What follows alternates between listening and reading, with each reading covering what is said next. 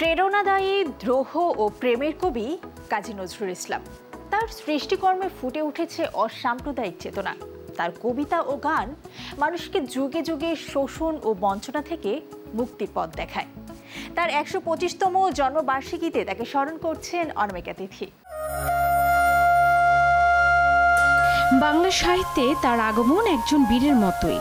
তিনি বাংলা সাহিত্যে আবির্ভূত হয়ে সমস্ত আকাশকে কিভাবে রাঙিয়ে গেলেন অথবা উজ্জ্বল করে দিলেন তা নিয়ে এখনো গবেষণা হচ্ছে দেশ বিদেশে।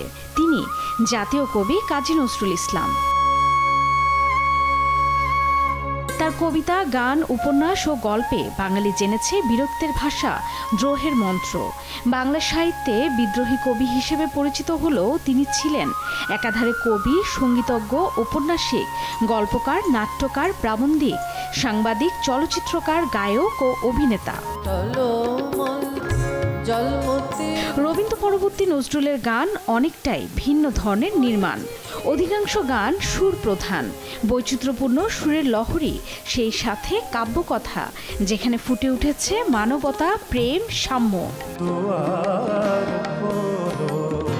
বাঙালির সব আবেগ অনুভূতিতে জড়িয়ে থাকা চিরবিদ্রোহী কবির গান নিজের কণ্ঠে ধারণ করেছেন নজরুল শিল্পীরা, যাদের মধ্যে অন্যতম দেশের জনপ্রিয় নজরুল সঙ্গীত শিল্পী ফেরদৌসারা। তার মতে কোথায় নেই নজরুল? গানে গানে, সুরে সুরে সর্বত্র বিরাজমান তার সাহিত্য। আমাদের জাতীয় কবি কাজী নজরুল ইসলাম দিয়ে গেছেন মানুষের মধ্যে মিলিত হবার, একসাথে কাজ করার যে উদ্দীপনা, সে কারণে উনি চেয়েছিলেন গালাগালিকে গলাগলিতে পরিণত করতে। তিনি ভালোবাসা দিতে এসেছেন, নিতেও এসেছেন। আজকের এই দিনে শুধু বলতেই হয় জয়তু কাজী নজরুল ইসলাম। তবে নজরুল চর্চায় আসতে পারে বাধা, আর সে সকল বাধা অতিক্রম করে চলবে নজরুল চর্চা। প্রযুক্তির সাথে সাথে কিন্তু অনেক কিছুই বদলে গেছে। জীবনের ব্যস্ততা বেড়েছে, অনেক রকম জটিলতা বেড়েছে।